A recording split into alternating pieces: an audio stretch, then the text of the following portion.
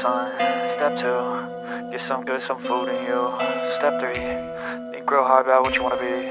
Step 4, fuck everybody, just do your thing. Wake up, today's gonna be a good day.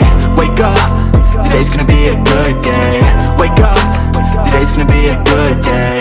Wake up, today's gonna be a good day. Wake up, today's gonna be a good day.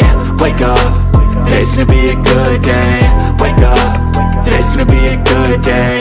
Wake up, today's gonna be a good day. Yo, set your affirmations, aspirations.